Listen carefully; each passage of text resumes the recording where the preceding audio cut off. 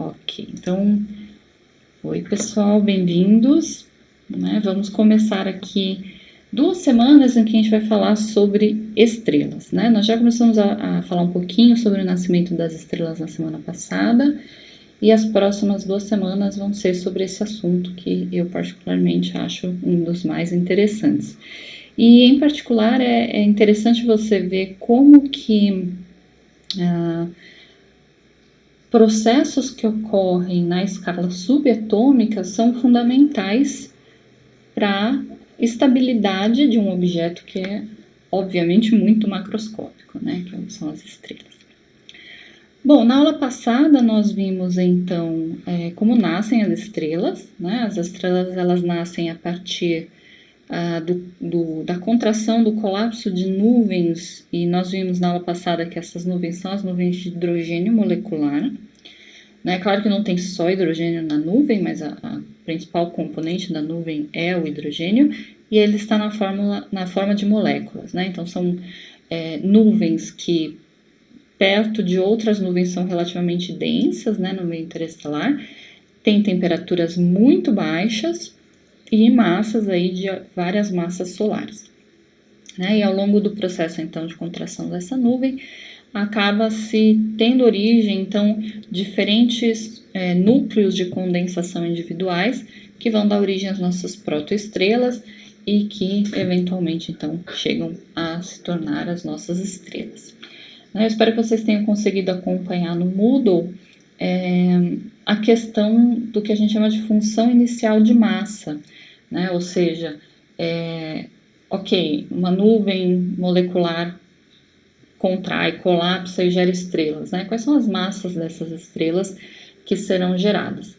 E lá na lição do Moodle vocês devem ter tido a oportunidade de ver que as massas são geradas num intervalo bastante grande, indo de coisas muito menores do que a massa do Sol, por exemplo, até um limite máximo que a gente não sabe exatamente qual o valor, mas deve estar aí em torno de 100, quem sabe até 150 massas solares. Né?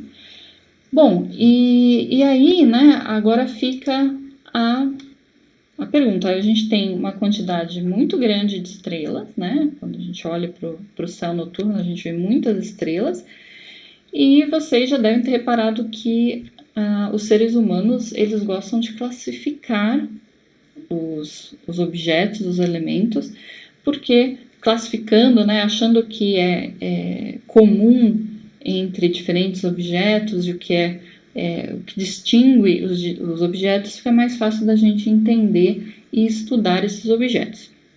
Então eu pergunto, né, como que vocês classificariam as estrelas? Quer dizer, vocês têm alguma sugestão do que usar, de que tipo de observável usar para classificar estrelas?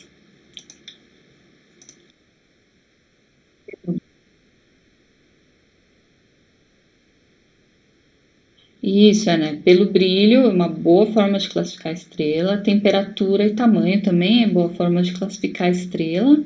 Né? Desculpa, Ana, você falou mais alguma coisa? Não. Certo. Então, todas essas variáveis são extremamente importantes para a gente classificar estrelas.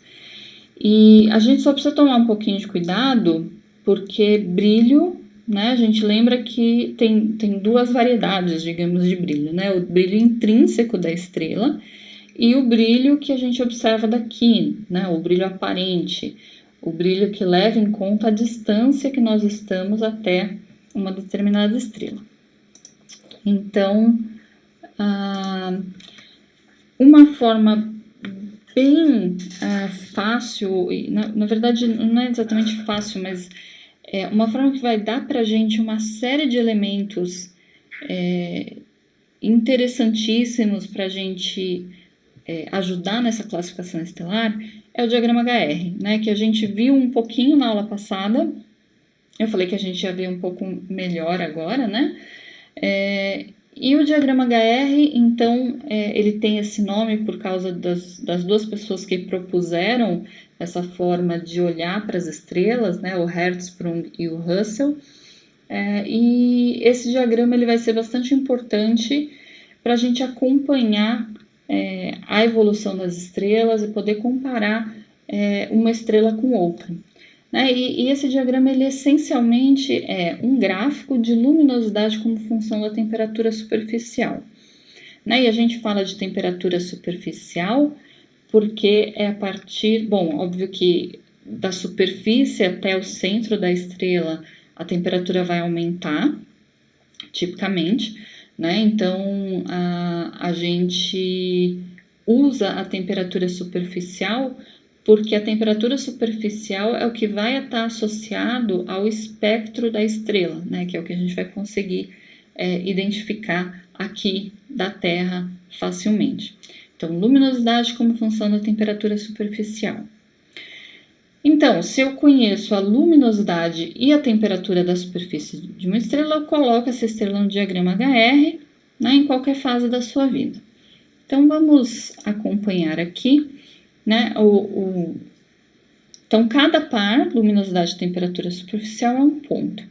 E ao longo da vida da estrela, ela vai, digamos, passear nesse diagrama HR, né? E se eu pegar ao longo da vida da estrela todos os pontos pela qual ela passa no diagrama HR e conectar esses pontos, eu tenho a trajetória evolutiva da estrela, né?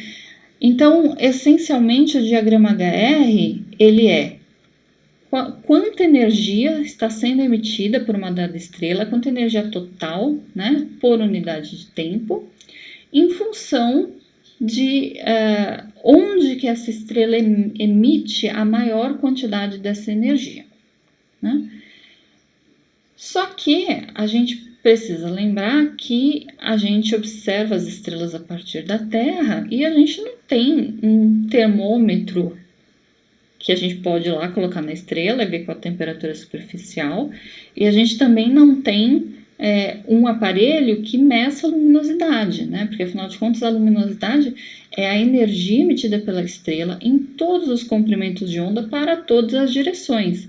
E a gente olha a estrela de uma dada direção, né? Então, o diagrama HR, ele é um diagrama de luminosidade como função da temperatura, mas nem luminosidade nem temperatura são algo que eu consigo medir diretamente numa estrela, né? Então, a gente precisa ter o que a gente chama de diagrama observacional, diagrama HR observacional, e aí transformar no diagrama HR, digamos, tradicional, né? Então, eu sei que eu consigo medir magnitude, né? Então, a magnitude é a quantidade de energia que chega aqui para nós, né? Então, eu consigo medir a magnitude aparente das estrelas. Se eu conheço a distância dessas estrelas, eu sei qual é a magnitude absoluta. E aí sim, a partir da magnitude absoluta, eu consigo a luminosidade, né? Então, magnitude aparente, magnitude absoluta, luminosidade. A temperatura eu posso tirar de duas formas diferentes, né? Então, a primeira forma é eu determinar a cor da estrela, né? Onde aqui cor eu estou falando naqueles índices B-V, que são obtidos, então, são as magnitudes em filtros específicos, né? Então, eu consigo, a partir, por exemplo, do índice B-V, determinar qual a temperatura superficial da estrela, ou ainda eu posso definir qual é o tipo espectral da estrela, que a gente vai ver mais na aula de hoje. Tudo bem? Certo. Bom, então, como é que a gente define a temperatura? Então, como eu disse, né, a partir da cor ou tipo espectral. Então, aqui, por exemplo, tem 3 imagens de 3 estrelas que, visualmente, né, no telescópio, você vê que elas têm cores diferentes. Cores nesse sentido que a gente está acostumado mesmo, de uma coisa vermelha, uma coisa laranja, outra coisa azul, né? E aqui, junto com essas estrelas, está o espectro de emissão da estrela. Né? Então, o que é o espectro de emissão? É quanta luz essa estrela emite de acordo com o comprimento de onda. Né? Então, aqui, por exemplo, eu vejo que essa estrela aqui, ela emite, tem o pico aqui de emissão na região do infravermelho. Tá? Então, aqui a gente tem entre 400 e 700 nanômetros, a gente tem a região do visível. Né? Então, aqui, para comprimentos de onda maiores, o vermelho, para comprimentos de ondas menores, o azul. Então, aqui está o UV, aqui está o infravermelho. Então, essa estrela em particular, ela emite na região do infravermelho. E quanto maior o comprimento de onda do pico de emissão dessa estrela, mais fria a superfície dessa estrela é. Então, essa estrela em particular tem temperatura superficial de 3.000 Kelvin. Essa outra tem uma temperatura superficial um pouquinho maior, né? Aqui bastante próxima da temperatura superficial, por exemplo, do nosso Sol. E a gente já vê uma emissão aqui com pico no visível, na região do visível. Já essa outra estrela que a gente percebe já bem azulada, ela tem o pico de emissão na região do ultravioleta. Tá? Então, aqui, quando a gente vê na região do visível, a gente vê que ela emite muito mais aqui nos comprimentos de onda menores, nas energias maiores, nas energias que puxam para o azul, para o violeta, do que nessas energias que puxam para o amarelo e para o vermelho. Né? Então, por isso que a gente olha para essa estrela e a gente tem essa visão de que ela é azul. Então, dependendo de onde está o pico de emissão da estrela, eu consigo dizer qual é a temperatura superficial de emissão dela. Né? Isso, obviamente, então está associado àqueles filtros que a gente viu semana passada, né? Os filtros B, V e U, que vão priorizar, então, a detecção em faixas diferentes aqui na região do visível. Né? A gente tem filtros também para a região do ultravioleta, do infravermelho. Né? Então, por isso que a cor, o índice de cor, né? Então, acho que ao invés de falar cor, a gente deve sempre falar no índice de cor, por isso que o índice de cor é um bom apontador para a gente de temperatura superficial da estrela. Né? E a classe espectral, a gente tem essa classificação aqui, né, que são 7 classes e depois tem as subclasses. A gente vai ver em uma das atividades em mais detalhes como é que a gente faz a classificação espectral de estrelas, né? E aqui muita gente gosta de usar um truque mnemônico, né, para lembrar das classes estelares, que infelizmente é em inglês, mas a frase "Oh, be a fine girl, kiss me". Né? Então, as estrelas do tipo O são as estrelas mais quentes e as estrelas do tipo M são as estrelas mais fraquinhas, mais frias. Né? O Sol, por exemplo, é uma estrela do tipo G, então ele está ali uma temperatura média, digamos assim. Né? Mas as estrelas de classe O, de classe B, são as estrelas mais quentes. A gente vai ver bastante essas estrelas por aí, porque elas, quando estão na fase inicial, são as estrelas mais massivas. Oi?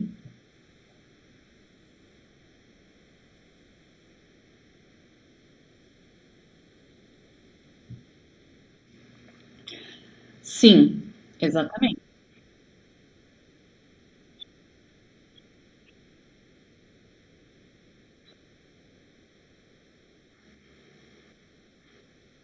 Isso, é.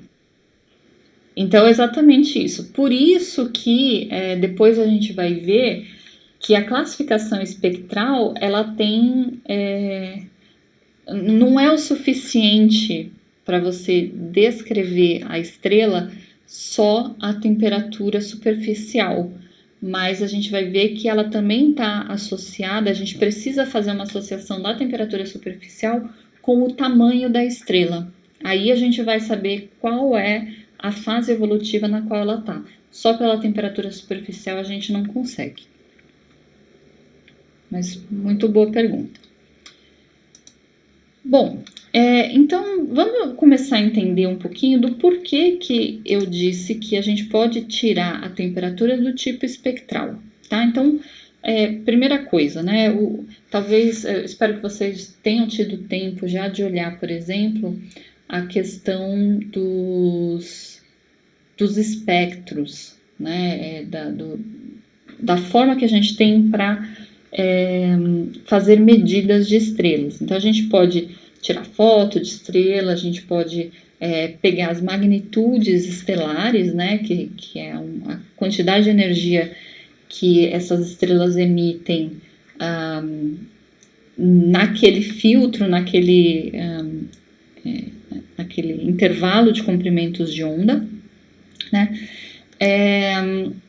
Mas a gente consegue obter uma informação muito importante, não só das estrelas, mas de outros objetos astronômicos, e que vai acompanhar a gente em todo esse curso, que são os espectros, né? Então, se a gente pega e passa a luz branca por um prisma, vocês sabem que a luz se divide nas cores, nessas cores que a gente está vendo aqui nesse desenho, né?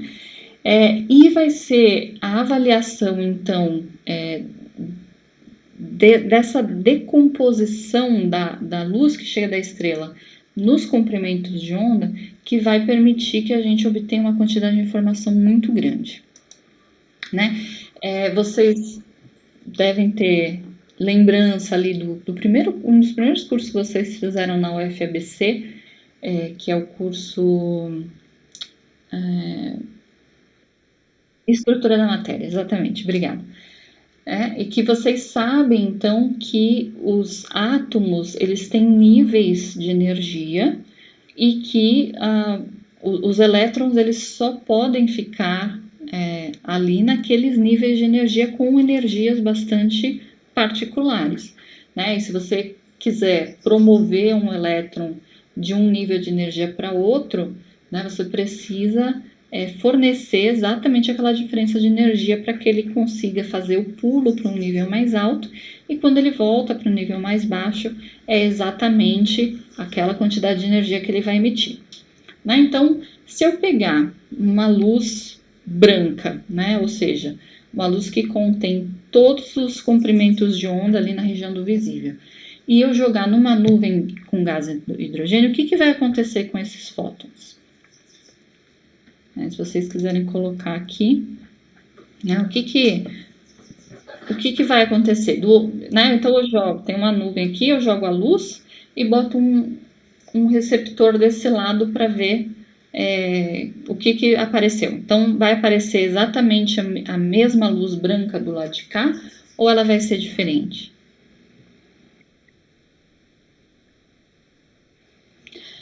Isso, a gente vai aparecer os fótons.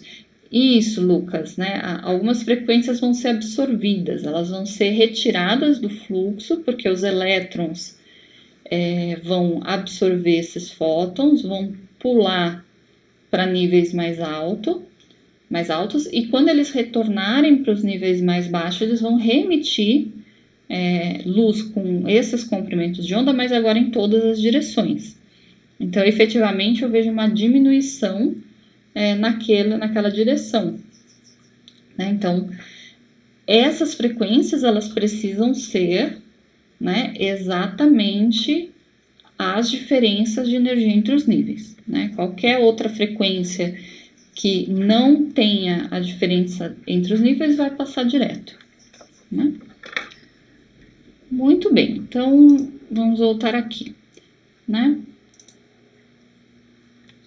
Se eu olho para trás, né, de onde eu estava aqui eu estou com a fonte de luz. Se eu olho para trás da nuvem, eu vou ver aquela fonte de luz inicial com falta de comprimentos de onda na região de interação. Agora, se eu olho de lado, né? Eu vou ver a emissão nesses comprimentos de onda, porque quando o elétron volta para o estado fundamental, ele emite aquela luz, né? Bom, então no caso em particular do hidrogênio, né? O primeiro para o segundo nível de energia tem uma diferença de 10,2 eletronvolts, né? Então, fótons com 10,2 eletronvolts vão ser absorvidos e vão promover os elétrons do nível fundamental para o primeiro nível excitado. Depois, se ele tiver, né, no segundo nível de energia, primeiro nível excitado, e quiser ir para o segundo nível de energia, ele vai precisar absorver um fóton de 1,89 eletronvolts. E assim por diante, né? Depois do terceiro para o quarto, quarto para o quinto e assim por diante, né? Então, eu vou ver essas linhas de absorção quando eu olho atrás da nuvem, né? E linhas de emissão se eu olhar perpendicularmente à direção original daquele feixe de luz. Se eu tiver essa nuvem, né, eu estou supondo que eu tenho hidrogênio atômico, justamente para promover esses níveis de energia. Agora, se a nuvem for muito, muito, muito quente, por exemplo, se a temperatura da nuvem for acima de 10.000 Kelvin, o hidrogênio ele não vai estar no nível, não vai estar no seu estado atômico, ele vai estar no seu estado ionizado. E aí, pode passar a luz que quiser, pode passar só luz, por exemplo, com 10,2 eletronvolts, né? Não vai ter elétron em níveis de energia para absorver aquela luz, né? Então, se a minha nuvem for muito quente, eu posso passar essa luz branca que não vai acontecer nada. Quer dizer, bom, ela vai espalhar em cima dos elétrons que estão livres, mas eu não vou ter linhas formando nesse gás muito quente. Por outro lado, se eu tiver uma nuvem muito fria, né, a gente precisa lembrar que temperatura significa um banho térmico de fótons, né? Então, o próprio fato de ter uma temperatura ali naquela nuvem já promove fótons caminhando dentro daquela nuvem. Se a nuvem for muito fria, esses fótons da própria nuvem, eles não vão ter energia o suficiente para excitar o átomo de hidrogênio, né, para promover esse elétron do estado fundamental para algum estado excitado. Então, eu também não vou ter linhas, né? Por outro lado, né,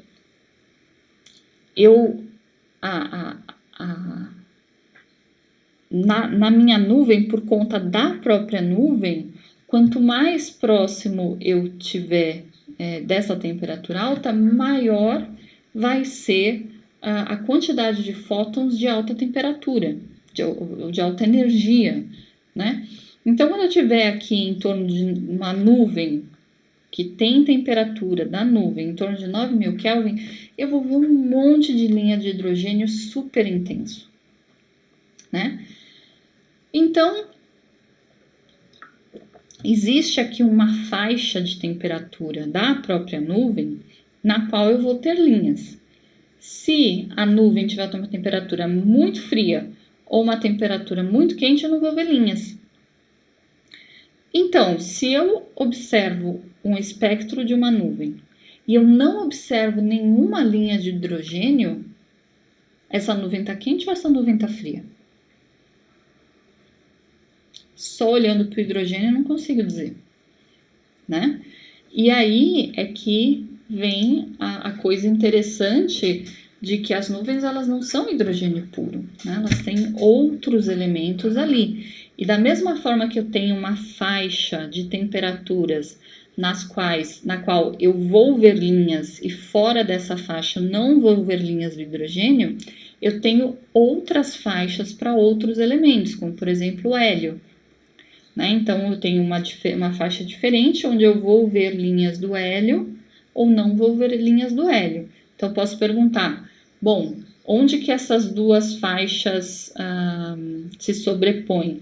Se eu vejo linhas do hidrogênio e eu vejo linhas do hélio, então a temperatura da minha estrela está na região onde essas duas janelas se sobrepõem. E isso eu vou fazendo com diferentes elementos. Então, por exemplo, nesse caso, se eu olho para uma estrela e as linhas de emissão da estrela, elas vêm da atmosfera estelar, né, que está associado, então, àquela temperatura superficial. Então, se eu olho para uma estrela e eu não vejo nenhuma linha de hidrogênio, eu preciso buscar outras linhas para determinar se ela é uma estrela muito quente ou uma estrela muito fria. Por exemplo, linhas de hélio só vão aparecer em estrelas muito quentes. Então, se eu não tiver hidrogênio, mas tiver hélio, eu sei que a temperatura é alta. Se eu não tiver hidrogênio, não tiver hélio, mas tiver, por exemplo, óxido de titânio, aí eu sei que a estrela é bastante fria, né? Porque eu preciso de uma atmosfera fria para dar condições, porque vejam que o óxido de titânio agora é uma molécula.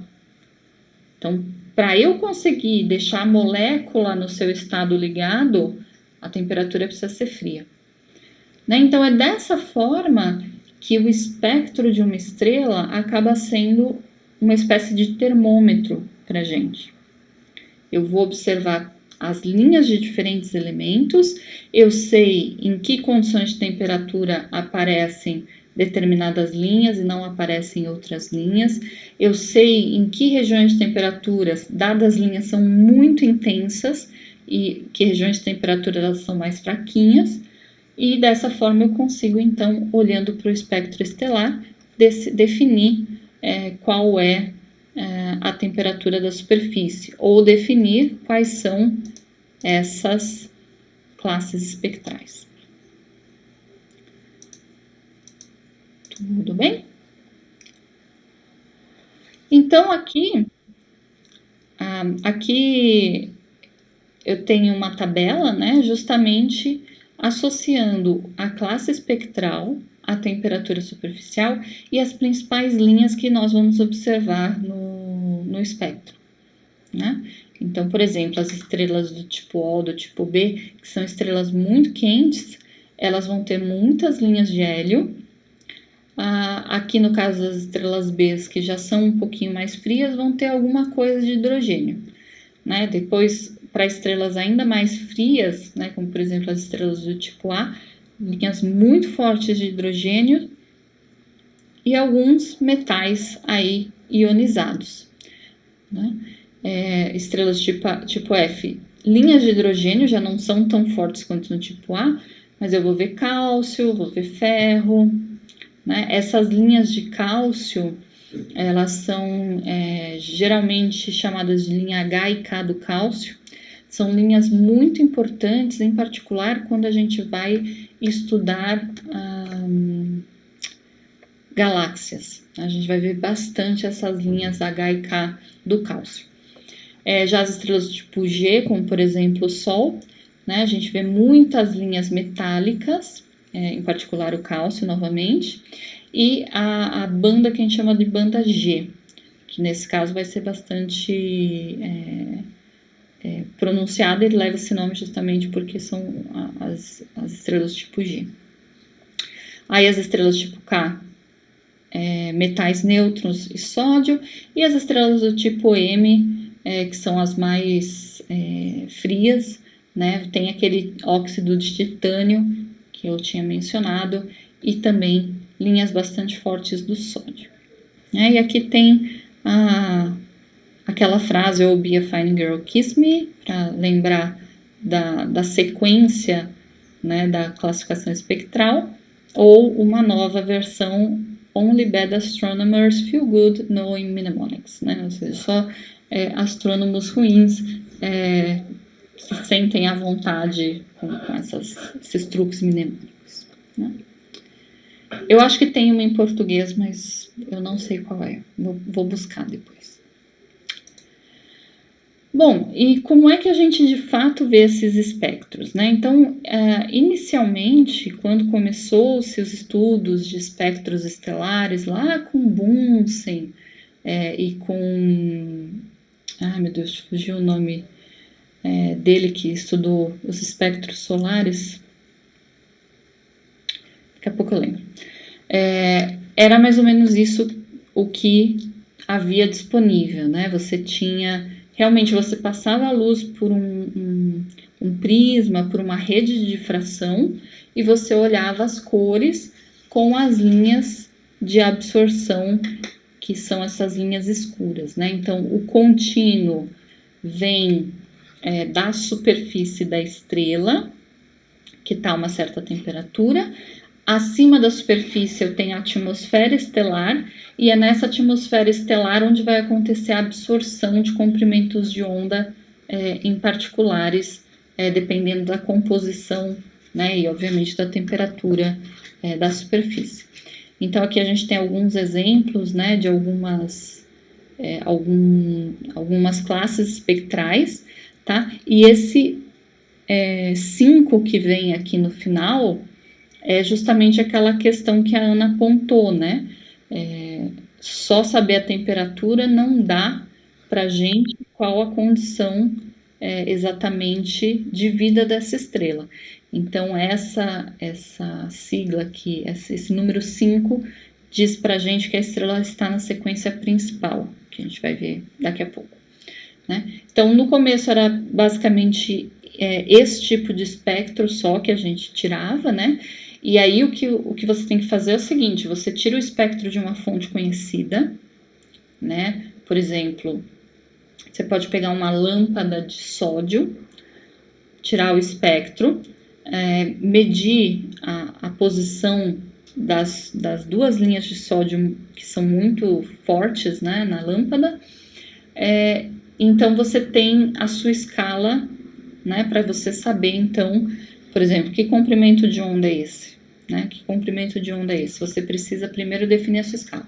Aí fez uma calibração, definiu a escala, já consegue definir os comprimentos de onda, que a partir dos comprimentos de onda, então, que a gente vai saber qual elemento gerou aquelas linhas em particular, né? No caso de estrelas, em geral se usa uma estrela bastante conhecida, cujo espectro é bastante conhecido, para servir de calibração quando você está num observatório. E mais recentemente, né, com as técnicas de digitalização, né, a gente costuma ver esse tipo de gráfico, né? Então você aponta para uma determinada estrela, o seu telescópio, tem lá o seu espectrômetro e tudo mais, ele está ligado num sistema de aquisição eletrônico, e aí o que você vê é esse tipo de coisa, né? Intensidade como função do comprimento de onda, e aí você identifica essas linhas escuras como depressões, né, no seu espectro, e esse aqui seria o contínuo da estrela, né? E a gente vê que então diferentes classes espectrais têm espectros realmente bastante diferentes, né? Bom, e aí a gente cai naquela questão que a Ana mencionou, né? Eu posso ter duas estrelas muito diferentes com a mesma temperatura superficial. Então, como é que eu resolvo essa classificação estelar? Eu uso as chamadas classes de luminosidade. Então, aqui nós temos as classes de luminosidade, que vão desde estrelas extremamente luminosas, que são as supergigantes de luminosidade extrema, que usa aqui a classificação 0, até estrelas que são supergigantes luminosas, que são a 1, muito luminosas, mais ou menos luminosas, né, um A e um B. Depois as classificações 2, que são as gigantes brilhantes, as 3 são as normais gigantes, a 4, que são as supergigantes, a 5 da sequência principal, e as anãs e subanãs aqui no finalzinho, que são estrelas bem pequenininhas, né? E aqui a gente tem alguns exemplos de estrelas, né? Eu sempre gosto de apontar aqui Antares, porque Antares é uma estrela muito fácil da gente observar, né, na constelação do Escorpião, né? Ela é bem vermelhinha, bem facinha de ver. Ela é uma supergigante vermelha, tá? Bom, então o A, B, F, G, blá, blá, blá, mas as classes de luminosidade aí classificam as nossas estrelas de forma inequívoca. Bom, voltando agora para o diagrama HR, né? Então, eu disse que luminosidade e temperatura não são observáveis diretamente, né? Os observáveis são, por exemplo, magnitude e índice de cor. Então, aqui a gente tem o chamado diagrama cor-magnitude, que é o diagrama HR observacional. Né? Então, aqui a gente tem a magnitude absoluta e aqui a gente tem um dos índices de cores possíveis. E aqui é que vem a confusão, né, em relação a por que o diagrama HR vai ter a temperatura seguindo para o lado errado, entre aspas, né? Porque a gente lembra que as magnitudes, elas têm aquela escala invertida, né? Quanto maior a magnitude de uma estrela, menos luminosa ela é. Então, aqui quando você vai, né, de um valor negativo para um valor positivo, né, você está querendo dizer que ela é menos vermelha para cá do que quando você vai para lá. Ou melhor, aqui é V menos I, né, então não é B menos V. Ela é mais vermelha para cá do que quando você vem para cá, né, e então isso, a hora que a gente transforma em temperatura, né, as estrelas mais vermelhas são as mais frias. Então, as mais frias ficam do lado de cá no diagrama e a temperatura cresce para o outro lado. Né? Então, e aí dá também um problema com a luminosidade, porque a luminosidade cresce para cima, então a magnitude cresce para baixo. Né? Então, aqui nesse eixo, luminosidade para cima, magnitude para baixo. E nesse eixo, índice de cor, né, para direita, temperatura para esquerda. E aqui, então, a gente tem um diagrama HR com as regiões destacadas. Né?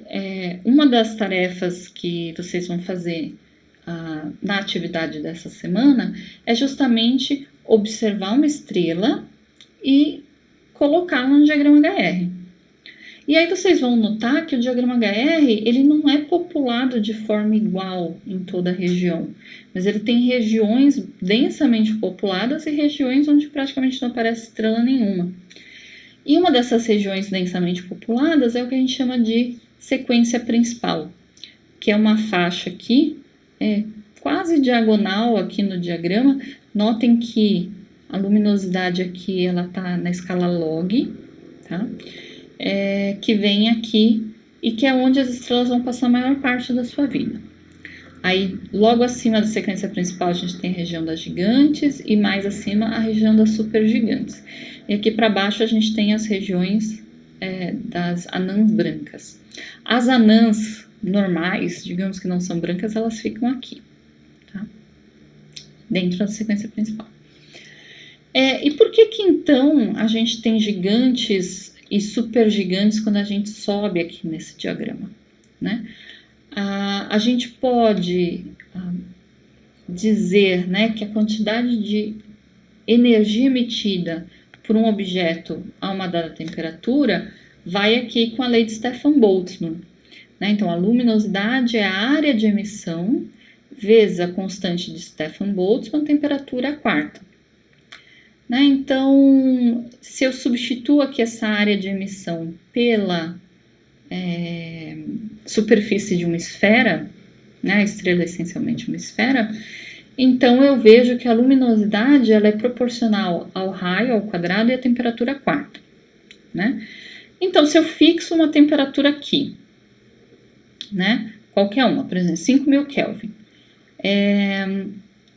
e eu vou subindo aqui no meu diagrama, ou seja, a luminosidade vai aumentando, a única forma aqui da luminosidade aumentar com a temperatura fixa é se o raio aumenta. Né? Então, nesse diagrama, no qual a luminosidade aqui vai na escala logarítmica, eu consigo escrever, né, o raio como função de L e T, e eu obtenho essas diagonais aqui. na qual, conforme eu vou subindo no diagrama HR, o raio vai aumentando, né? Então, aqui a gente tem o Sol, né? Na região das gigantes, aqui a gente tem raios aí de 5 até 100 vezes o raio do Sol, e na região das supergigantes de 10 até mais de 1000 vezes o raio do Sol. Né? Então, por isso elas foram classificadas de gigantes e supergigantes. Então, se eu tenho uma estrela aqui que por algum motivo ao longo da vida dela, ela sobe no diagrama HR, elas expandem, o raio delas aumenta. Se elas descem no diagrama HR, o raio diminui. Se elas se movem para a direita no diagrama HR, temperatura diminui. Se elas se movem para a esquerda no diagrama HR, temperatura aumenta. Então, por isso que é bem interessante a gente usar o diagrama HR e fácil da gente entender quais são as mudanças na estrutura da estrela que estão causando aquele tipo de movimentação ali no diagrama. Né? Então, aqui a gente junta essas duas visões, né? O diagrama observacional aqui com magnitude como função de classe espectral ou de índice de cor e de luminosidade como função da temperatura. Né? E aqui já nesse diagrama, cada pontinho desse é uma estrela observada de fato. Então a gente vê realmente uma concentração muito grande aqui, né? A região das gigantes, das supergigantes, aqui a gente tem umas anãs brancas e outras regiões aqui que não tem praticamente estrela nenhuma. Né? Significa que as estrelas não... Nenhuma estrela nunca vai naquela região? Não. Mas o tempo de vida que as estrelas passam em algumas regiões podem ser muito, muito curtos, né? Frente ao tempo de vida da estrela. E então, a partir da próxima aula, a gente viu na aula passada que então as protoestrelas, né, elas seguiam um caminho aqui vindo de temperaturas baixas para temperaturas mais altas no diagrama HR e parando aqui no que a gente chamou de sequência principal de idade zero, que seria fazer uma curva aqui que segue a sequência principal por baixo, né? E que a gente viu que cada protoestrela ia parar numa região diferente dessa sequência principal de idade zero, de acordo com a sua massa. Né? Então, a partir da próxima aula, a gente vai entender exatamente quais são as regiões para cada massa e quais são os caminhos evolutivos que essas estrelas vão tomar aqui no diagrama HR até virarem um objeto compacto. Tudo bem, pessoal?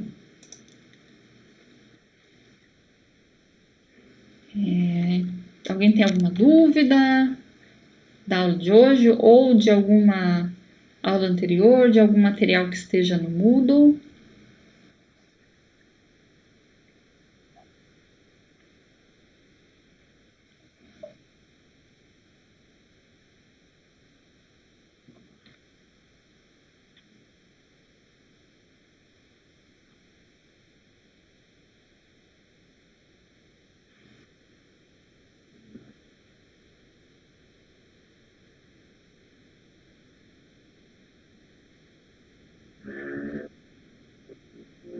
Tá.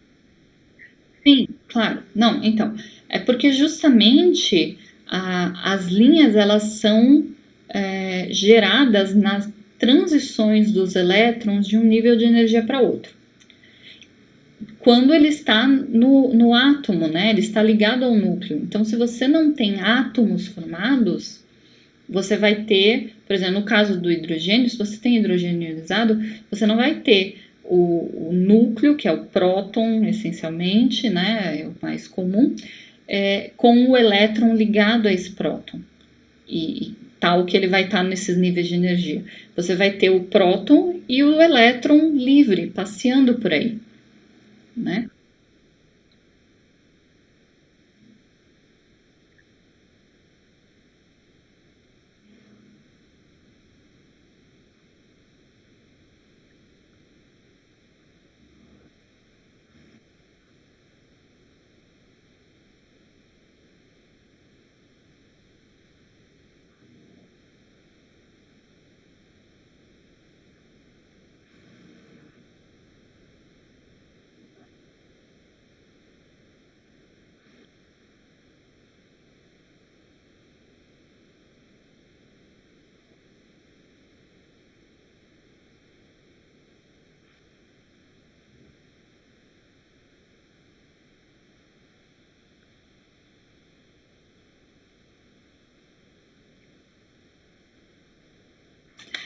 Então, aí isso a gente vai olhar com mais detalhes a partir da próxima aula.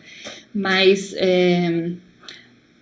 o que a gente precisa entender é que essa classificação espectral e o diagrama HR, ele vai com a temperatura superficial, né? E a gente vai ver que, às vezes, o que acontece é, por exemplo, a superfície, né, as camadas externas da estrela expandem enquanto o núcleo contrai.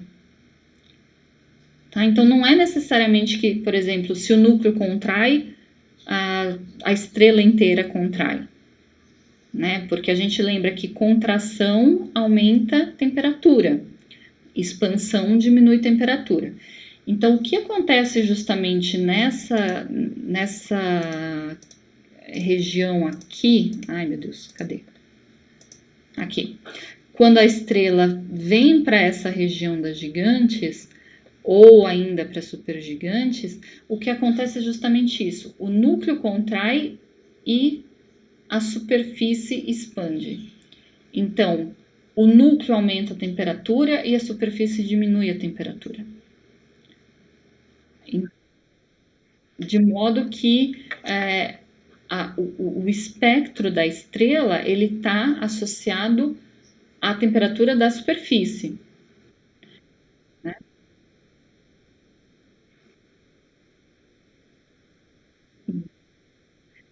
E aí a gente vai ver com mais detalhes assim a partir da próxima aula quando é que as estrelas fazem essas gracinhas e por quê, né?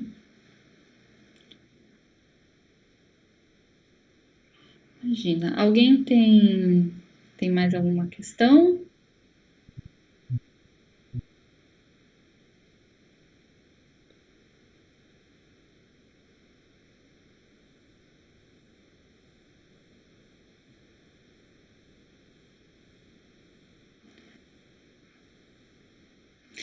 Olha, isolada não, né? O que pode acontecer é você ter estrelas em sistemas binários, binários próximos, tal que você tenha transferência de massa entre uma estrela e a outra, e que não é exatamente você vai pular uma etapa, alguma coisa assim, mas você pode acelerar uma etapa ou tirar a estrela de um certo caminho evolutivo e colocá-la em outro caminho evolutivo por conta da transferência de massa. Mas aí são estrelas em interação. Nada. Bom, acho que é isso então, pessoal. A gente se vê na sexta-feira com a evolução das estrelas de baixa massa. Então, até mais, pessoal. Tchau, tchau.